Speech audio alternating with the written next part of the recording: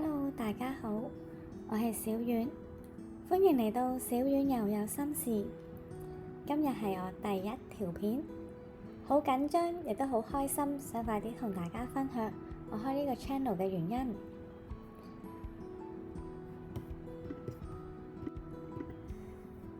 小丸我呢係一個註冊社工，之前亦都做過電話熱線嘅輔導義工。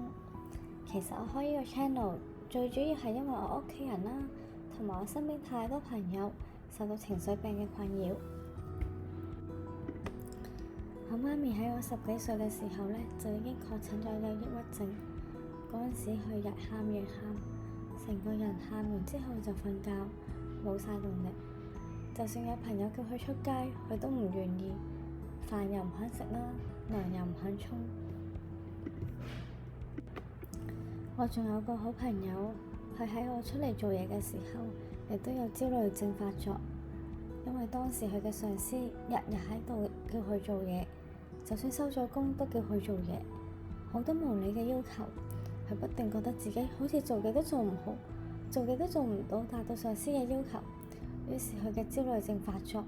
導致到佢完全集中唔到精神做嘢，最後仲要辭咗份工，休息大半年先至好得返。又有一個大學朋友，佢曾經好開心咁覺得可以同佢女朋友結婚，但係後尾佢女朋友就跟咗第二個，於是我嘅大學朋友傷心欲絕，佢曾經諗過自殺，不過佢好彩救得返，亦都有揾我哋傾偈。好多人喺香港其實都係會有好多情緒嘅困擾，我相信並唔係一個單獨孤單嘅例子。根據2024年和富企業旗下嘅平台香港開心啲去發表香港嘅快樂指數，發現香港人10分滿分嘅快樂只係得5.63分，亦都係創咗7年嚟嘅新低。香港人嘅快樂指數喺143個國家入面，即係排第86。與此同時，香港有7個人，就大約有1個人會受到情緒、精神健康嘅困擾。我哋喺香港識人雖然好方便，人氣亦都好密集，但好多時候夜闌人靜，遇到有心事或者辛苦嘅情況，好多人都會係選擇一個人喺屋企偷偷地喊，或者佢哋會想打電話去電話輔導熱線。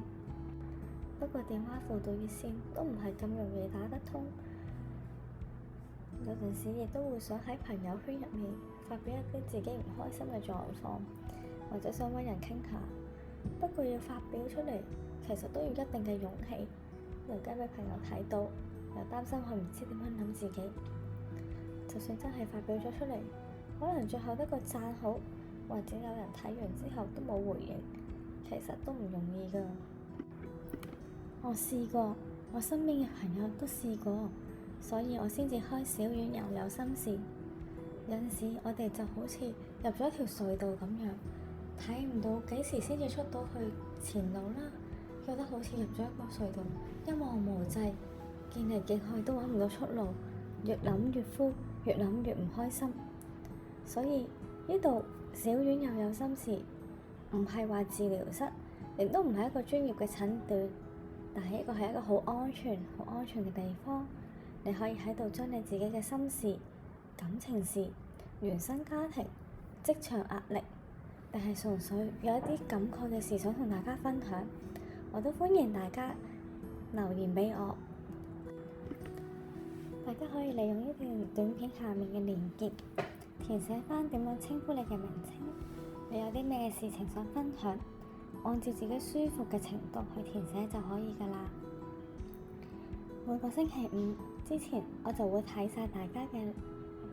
故事或者大家嘅分享，從中我會揀一個去再寫返出嚟，貼上去我哋嘅社交平台，睇下其他嘅網民有啲咩嘅回應或者辦法。正所謂一人計短，二人計長。與此同時，我亦都嘗試會用社工或者過來人嘅角度感受，比較嘅真心嘅回應大家。收睇呢個平台嘅大家，未必有陣時會聽完之後都覺得有啲咩辦法，不過都歡迎你哋可以喺留言區嗰度留一句我明白你，我都試過，你唔係孤單，我會陪住你等等。因為我相信每個人都值得被聽見、被回應。如果你都好認同被聽見嘅力量，亦都希望香港可以釋出更多嘅善意嘅話，好歡迎大家可以幫我兩個忙。第一就係歡迎訂閱，撳個鈴鈴嘅掣，咁我哋逢星期五就會睇下有邊一位嘅朋友佢嘅狀況想同我哋分享。第二就希望大家可以喺留言區嗰度留言，可以留言一啲善意嘅説話，鼓勵大家。因為如果有啲朋友嘅故事被貼咗出嚟，佢見到大家嘅留言，佢就知道其實唔係自己一個人面對緊，亦都唔係自己只有呢個狀況。我係小丸，呢度係小丸又有心事，你嘅心事我會好好聽，你唔需要再一個人捱，因為大家都會一齊喺度聽，一齊都會喺度幫手。你嘅故事值得被聽見。記住啊，我喺度等大家，下次小丸又有心事，再見，拜拜。